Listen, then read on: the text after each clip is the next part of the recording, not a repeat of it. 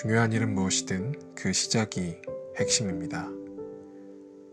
그리스도의 삶으로 들어오면서 우리가 존재의 가장 중요한 자리, 삶 전체의 기반이 되고 그 삶의 여러 활동의 기반이 되는 자리로 들어섰다는 것을 부인할 사람은 아무도 없을 것입니다. 만일 그것이 사실이 아니라면 우리는 완전히 환상 속에 사는 자들이 될 것입니다. 이 시작을 성공적으로 하려면 세 가지가 중요합니다. 우리가 사용하는 단어, 우리가 가진 정신의 틀, 그리고 우리가 시작하는 장소. 이 세 가지는 거의 모든 시작에서 중요합니다. 우리가 사용하는 단어는 우리 앞에 놓인 일을 이해하는 능력을 결정합니다. 그것은 단지 단어의 사전적 의미를 아는 문제가 아니라 그것을 충분히 사용한 경험이 있어야 합니다. 청소년기의 문제는 의미를 제대로 알 만큼 충분히 단어를 사용한 경험이 없고 그래서 종종 혼란, 오해, 절망에 빠진다는 것입니다. 예를 들어 당신을 사랑합니다라는 말은 무슨 뜻입니까? 이 말을 이해하는데 사전은 별 도움이 되지 않습니다. 정신의 틀 또한 시작에서 매우 중요합니다. 객관적인 내용이 무엇이든 그것에 대한 정신적 접근이 잘못되면 그 내용을 인지하거나 이해할 수 없습니다. 나이아가라 폭포를 보면서 그 물줄기를 고칠 수 있는 배관공을 안다고 말한 어느 전설적인 텍사스 사람과 함께 있느니 차라리 그 천둥 같은 폭포 소리에서 선지자의 목소리를 듣고 솟아오르는 무지개에서 천사의 옷을 보는 시인과 함께 있는 편이 나을 것입니다. 우리가 시작하는 장소도 중요합니다. 잘못된 관점에서 시작하면 설정한 목표에 결코 도달하지 못할 것입니다.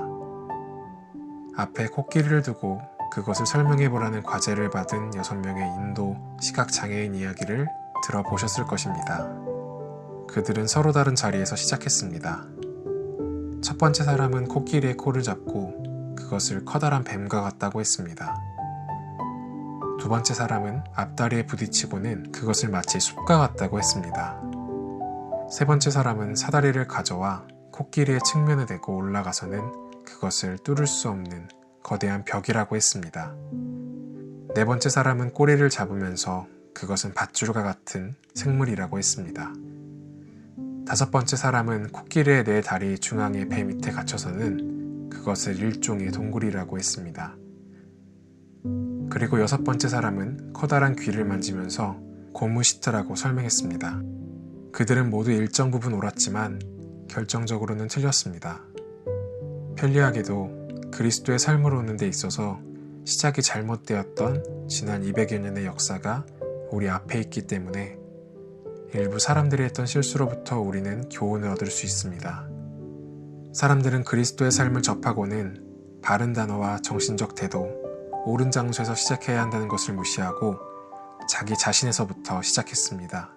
따라서 그리스도를 자신의 작은 정신 안으로 꾹꾹 밀어넣었고 그 결과 늘 약간의 진실은 있었지만 옳기보다는 틀린 것이 더욱 많았습니다.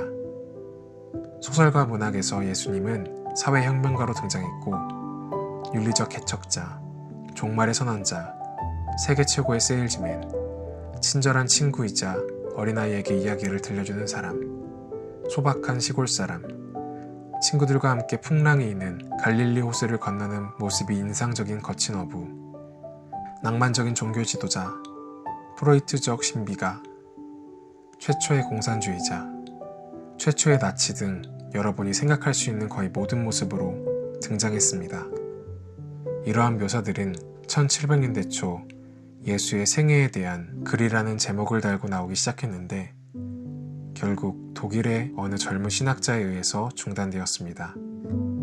그가 쓴 기념비적이고도 파괴적인 책의 제목은 역사적 예수탐구입니다. 그는 예수님에 관한 역사들 중 10분의 9가 선전이고 10분의 1은 불확실한 역사라고 했습니다.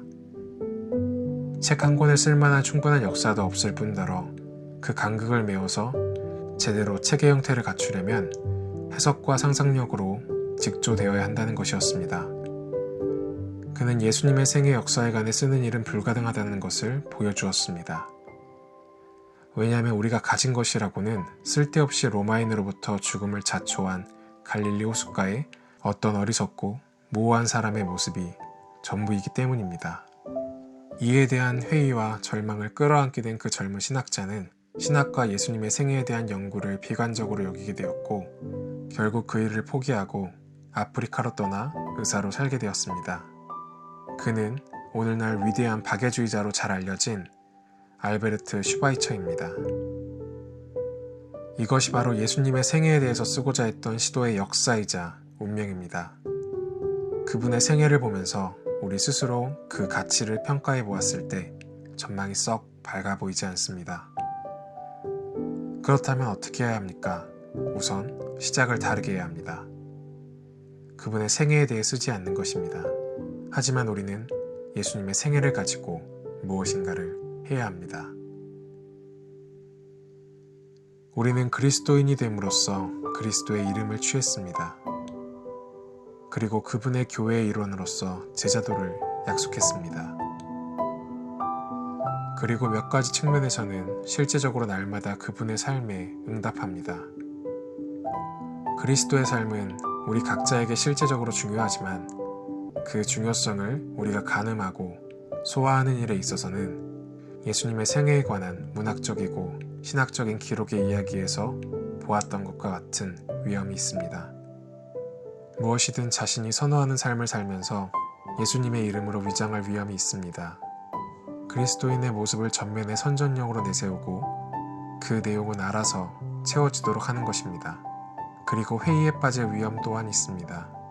예수님의 생애가 진정으로 역사성을 갖는지 의심하기도 하고 1세기와는 매우 다른 분주한 기술사회에서 가족을 꾸리고 노동을 하고 긴장을 안고 사는 우리에게 예수님의 삶이 주는 실제적인 가치가 별로 없다고 여길 수도 있습니다. 마지막으로 우리는 슈바이처가 한 일로 인해 또 다른 위험에 처해 있습니다. 그것은 모든 것을 제쳐두고 자기 길로 들어서는 것이며 자신에게 있는 불빛을 가지고 할 수 있는 최선의 행동을 하는 것입니다.